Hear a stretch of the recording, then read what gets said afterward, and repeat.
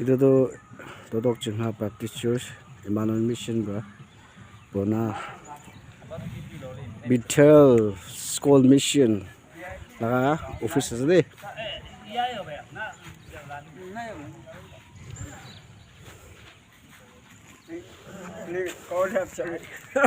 Ay, ada school. School kisah saya. Hello. Now, pado nang tayo rak siya. Ay ngim sa. Ha, ngap. Tudok singa. Emmanuel Mission akong mga tina nanti wan ma akong wanga ka sau yam ka wang de yupa lam hau pa sa ngo yang gi. Yang boy 2025 24 wang pema kawang lam hau tam yang atau nokja wi tampu jingna sa kawang bada minyong bupanang yang tuisau semai siung sa tarak tina sa anu kawang da yupa tanang jadi atau nokja tamnak tina sa bumenok todok jingha bumenok Emmanuel Mission kumudi tayang dia ngui atau nokjung ayang atau kampung ngui tampu juna sa kawang bada minyong bu hanangi phainau lana semai sa siung sa linga juna tarak tina sa tani temana iyan mengo balan sausan balana lam hai hau tampu ngonang deu kai phainau lana semai siung sa linga tarak tina sa kawang pada tani hado nok cuma yup petau na sa haga pumenok tabu ngonang kawang moy mata. This building is donated by Totok Chungha Baptist Church Emmanuel Mission, Mon Nagaland, for the glory of living God, Christ the Lord, dedicated by M. Hamye, Pastor, Totok Chungha Baptist Church, on 11th April 2025. It is more blessed to give than to receive. Acts chapter 20 verse 35. Thank you. Totok Chungha Baptist Church Emmanuel Mission Rabonala. Itu Bethel Mission School laga office ase education purpose karena itu banasa.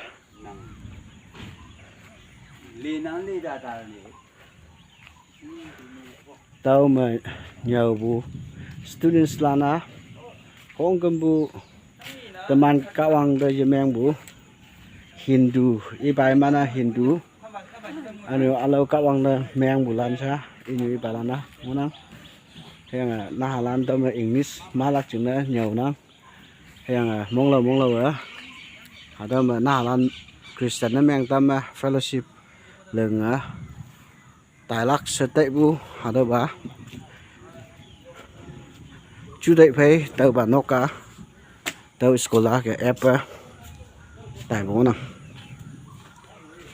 yang ada wa Totok Chungha pumanok nubu nausi ja chena wan kem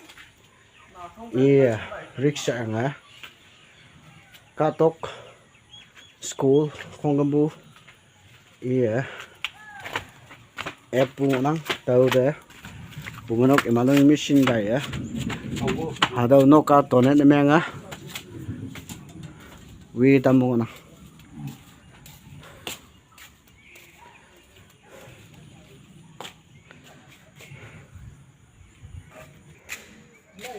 wang yak tơ rom sa chao si clear na meng ai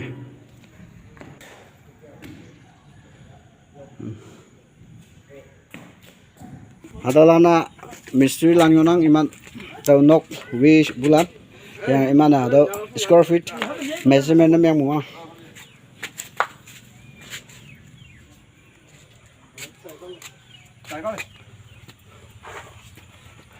ada terrace to ongbu after ongbu step mo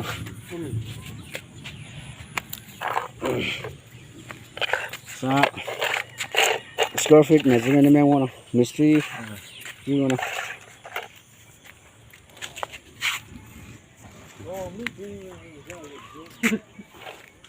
เลยนะหลานเซ่สกุลงนังอันนี้ตัว principal ลูเวบูมาสลานก็ตัวงนะเนี่ยเราสกุลคงก็ไม่สกุลกำบังนะแล้วแต่มันได้ปุ่มนกสักที đi bùi dâu đi kia nó mèo một หาตัวนั่งตัวเสีย đâu bà sẽ hâm bà sẽ chơi ở đâu vậy มาจีกาตาลูกกันกา hâm ตา bà sẽ